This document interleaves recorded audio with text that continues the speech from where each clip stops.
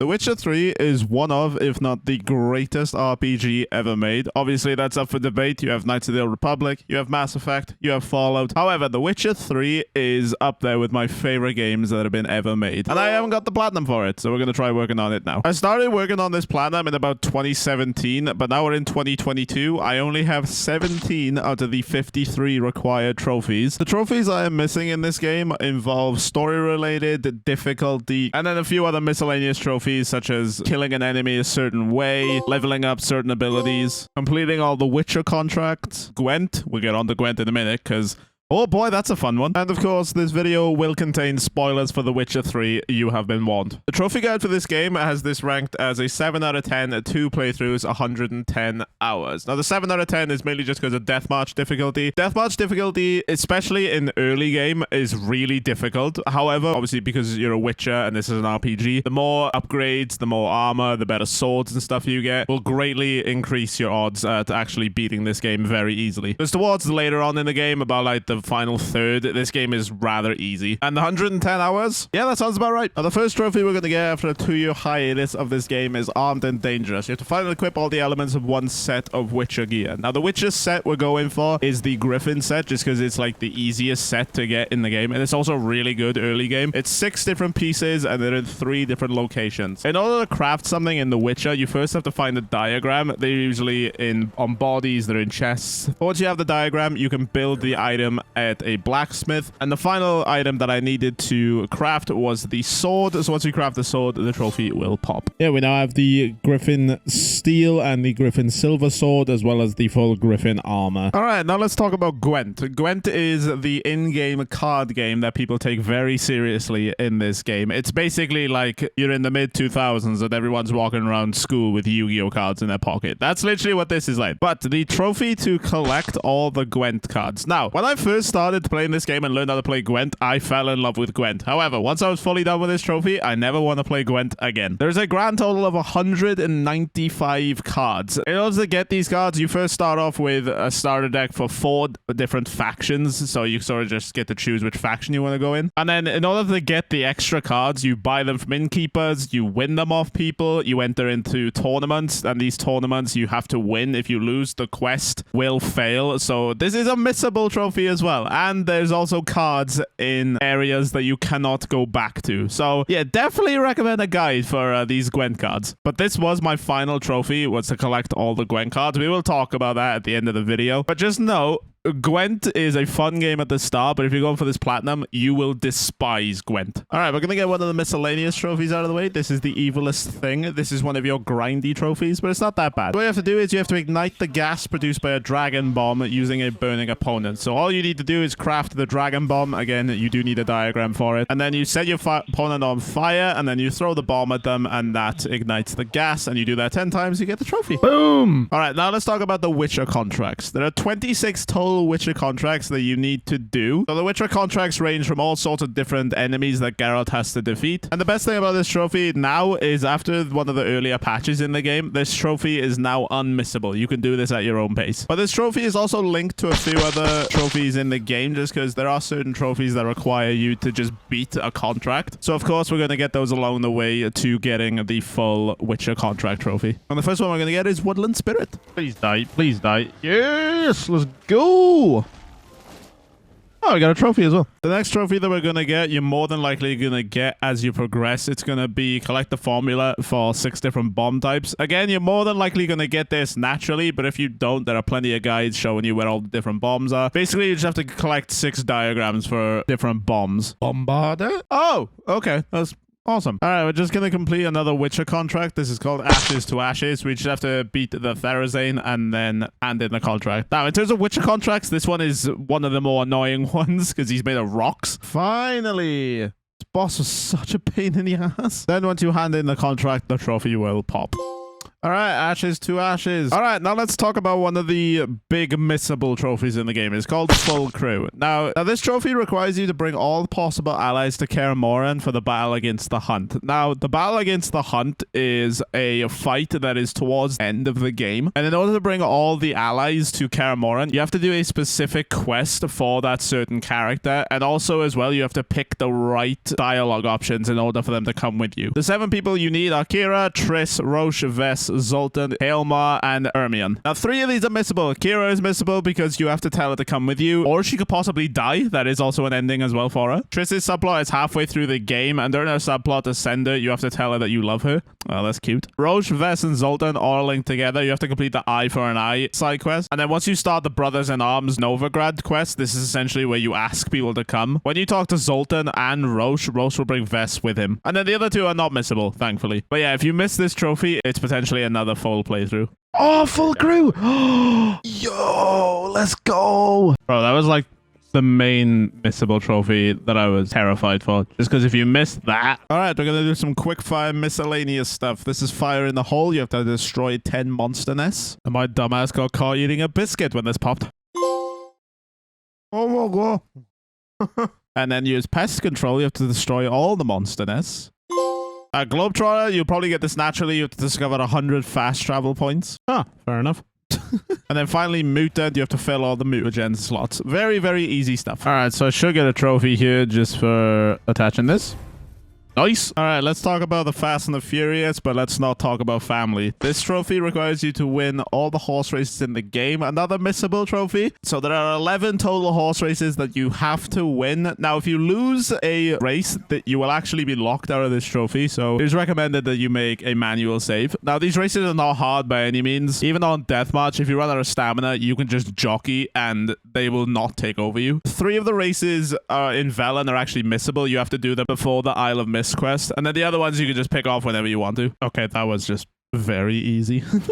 All right, now on to some story-related stuff. This is finding Ciri. Now, Ciri is the girl we are looking for this entire game, and once you finally find her, you get a trophy pop, even if I somehow forgot to record the trophy pop. All right, now on to another annoying missable quest trophy. This is Assassin of Kings. You have to take part in the assassination of King Radovid. Now, you can get this trophy after you've completed the Isle of Mist, but there's a number of different quests that you have to do in order for this quest to unlock. First of all, you have to do Triss's subplot, so that's obviously getting Triss to Kaer Morhen. And then once you've done Triss's subplot, Dijkstra will give you his own set of quests, and that is a deadly plot, blindingly obvious, and then Reason of State. Once you do all of these quests, you will get the trophy.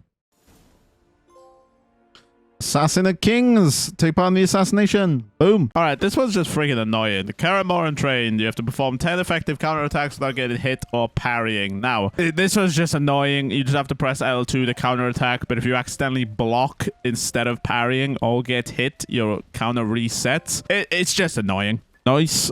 Kaer Morhen train. All right, the next trophy is called Brawler. You have to defeat Olaf, the Skellige champion of unarmed combat. Now, not that bad, just reading it, but there's always a catch. Let's just see who we are fighting.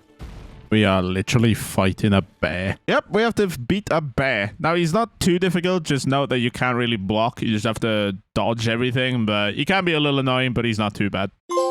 Brawler, defeat Olaf. Now, this is the final story-related trophy, and we will also pop the difficulty trophies as well. This is defeat Eredin. The king is dead. Obviously, you're fairly self-explanatory what this means. You are defeating the final boss of the game. He's very annoying. He can be a bit challenging, especially on deathmatch, but he's not too bad. Holy shit! Fighting Eredin! What now, you piece of... Oh, please be dead. This fight has taken so long. Oh, there it is!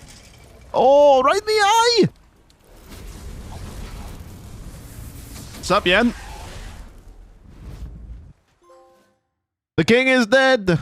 Defeat Eredin. Good stuff.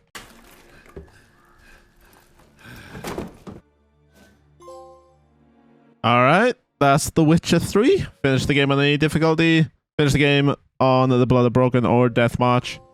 and then finish the game on Deathmatch. We are finally done with friggin' Deathmatch. All right, now that we beat the game, the first thing I'm gonna do is reach level 35. All I did, you can clearly tell what I did. I killed this Cyclops about 60 times.